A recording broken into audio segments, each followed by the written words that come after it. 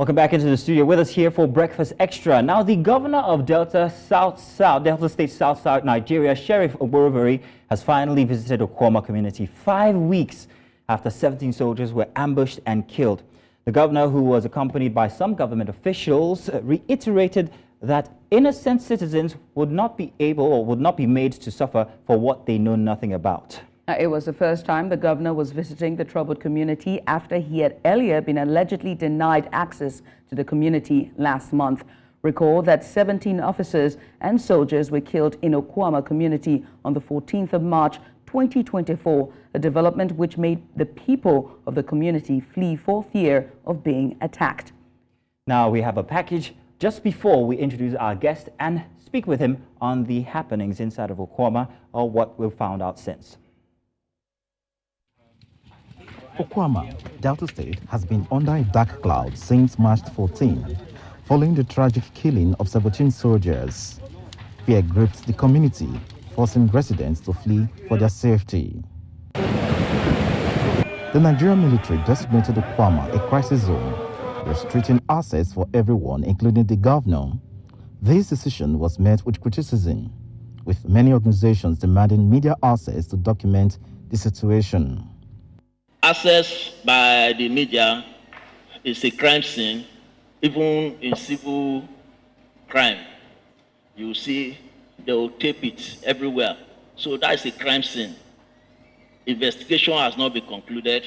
So we are still, I don't think it will be appropriate for you, anybody, to go there and interfere with investigation. After 5 weeks, Delta State Governor Sheriff Oborevwori, accompanied by military officials, finally visited Okuama.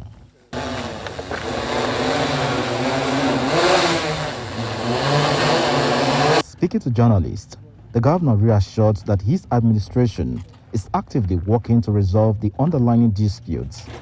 He also offered hope for the displaced residents, stating their imminent return. Why I've come here to see how the innocent people can be relocated back with the cooperation of the military. We know it's very painful for this great loss, and you have to follow a process. That's what we are following. In that process, we are healing the wound, because also too they are so very bitter. The army is so very bitter. So we will manage them. So the issue is this.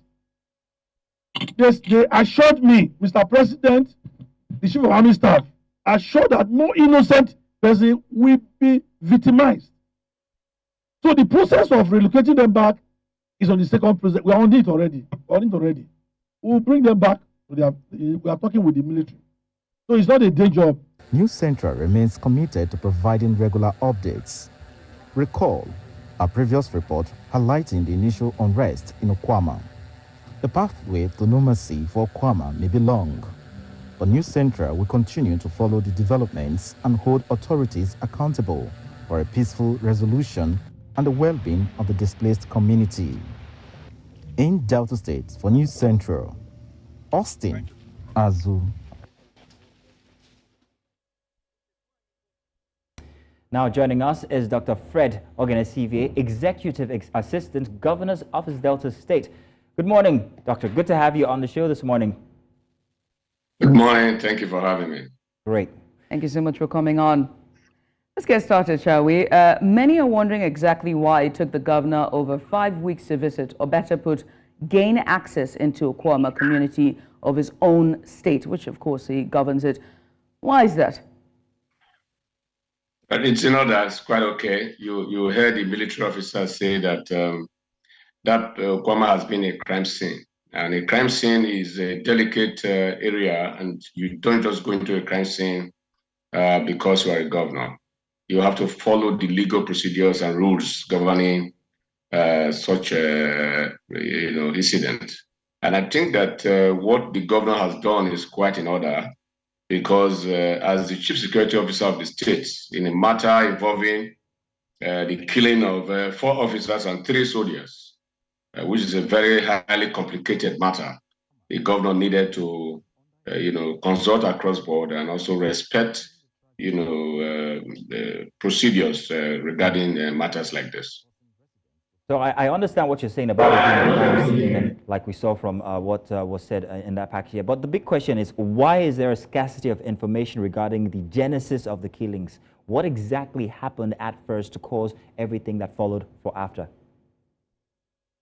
There is no scarcity of information. The basic and most important information is that the two communities have been having these conflicts for quite some years. And the state governor stepped in, set up a committee to look into the matter. The state secretary to the state government, the special advisor on peace and conflict resolution, and very senior members of government officials went to Okuama, discussed with them. They came back at a larger, meeting, and the two communities, signed a peace agreement that the issue was over. So it was very, very surprising to us to see that this Okuama thing came up again, and the governor is very surprised.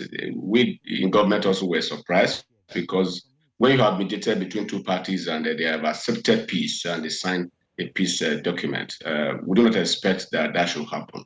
And that is why we keep saying that the Okuama killing came to us as a very, very big surprise. And I do hope this will not happen in the future. Now, it was also recorded that despite efforts by the press to gain access into these affected areas, it so happens that, just to get it straight, they were denied access into what could be considered an infringement of the rights of the people. Were there efforts by the state government or any other bodies to dialogue with the army in hopes of letting the press gather information on the situation? That is been handled by the military high command. And you see that recently the Chief of Defense Staff set up an investigation panel, a board of inquiry into the incident, led by Air Vice Marshal David Ajayi. As I speak with you, that board is working. They are in Delta, and they are calling witnesses. They want to see the remote and immediate causes of that incident and why those officers were slaughtered in that manner. Remember that this killing is not just an ordinary conflict. It's deeper than that, because the way the officers were killed, mutilated, and disembodied, it was terrible. And I think that the governor himself is not happy about it. Nobody in Delta is happy about it.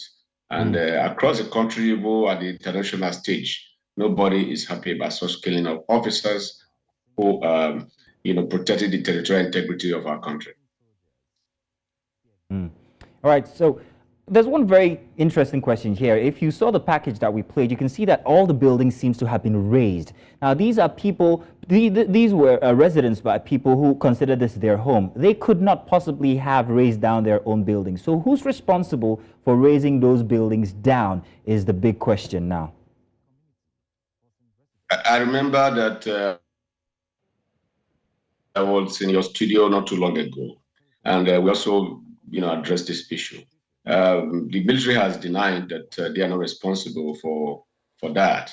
But you see, like I said the other time, and I will say it again, all of these will be handled, as we get along. Just like people were claiming that, the governor will not be able to go to Okuama. And I said, governor will go to Okuama at the appropriate time. There is time for everything. You don't expect the military to suffer that kind of a colossal loss, and then you just wave it aside and behave as if nothing has happened. No responsible governor, no responsible government will do that. So we are on top of the matter. The governor was there yesterday as going to see what happened in Okuama. And with the cooperation of military, we'll be able to now begin to figure out some of these things that happen within Okuama and outside Okuama. Now, let's talk about the governor. The people voted for him. The indigents of Delta State, the votes were loud and clear. But it's taken him so long to get there. And even if he was unable to visit Okuama, you say it was a crime site, then what happens to the people who need reassurance from the governor? Is it clear where his priorities lie, so to speak, or how best could he have intervened if he wasn't able to get access to Okuama? The governor's priority is for the people that voted him into power. And in that regard, he's committed and ever ready to serve the good people of Delta State at whatever level, within his capacity and within the law of the country. And in doing that also, he must not be insensitive to the plights of the military and what has happened to that community. So the military also is an integral part of the governor's external publics, in that they also constitute members of the State Security Council. And what has happened to the army is also something that has happened to Delta as well, because we keep partnering with the security agencies across board, the military, the Navy, the Air Force, the DSS, and the rest of them. So, the governor is ready and willing that Okuama should be, Okuama people should return back home. And he has said it yesterday on that inspection. You heard him on the video clip when he said that he's working very seriously with the military high command to see how Okuama can be reconstructed and for the people to come back to their communities and live their normal lives. I think that in answering your question, I want to add that the governor is specifically a Nigerian, is a Deltan, and he must not be seen to be one-sided. He must do things, balance equations, make sure that all parties concerned in a conflict are given the appropriate attention that they deserve. And I think that is what he's doing. He's working with the military, and he has assured that the Okuama people will soon return back to their homes. And I'm sure as a governor who loves the people, who has promised so many things in his more agenda, including enhanced peace and security, meaningful development, opportunity for all Deltans, realistic reforms, the governor will take a step further to make sure that Okuama is brought back, bouncing and doing well. Okay, so Fred, it's been 5 weeks since before the governor actually made his appearance in Okuama, and you say there are investigations going on and all. But we, from a very special report that we got with our guy on ground, who interviewed people who were affected, noted that there were people who actually lost their lives, people who lost their property. How long more will it take before these people actually get succor? How long more will we get information about exactly what's going on or what happened, what transpired initially in the community? How long more for justice, basically? Let me use the opportunity to thank News Central for the good job you guys have done in Okuama Community. Your correspondent, Austin Azul, has been a very wonderful young man who does his job passionately. And some of the interviews he had with people of Okuama, they are also part of what we are factoring into the final resolution of this issue and how governments cannot step in to make sure that the Okuama people are brought back home, and then they go about their commercial activities, live a normal life, and if possible, subject to availability of state resources. I'm sure His Excellency the Governor will also want to assist them to rebuild their community. That I know him for as a governor with a good heart and as a passionate leader. Well, thank you very much. Thank you very much for coming on, Dr. Fred Oghenesivbe. We appreciate you for doing this with us and for just having this chat with us this morning. Thank you for having me. You guys are great. Thank you.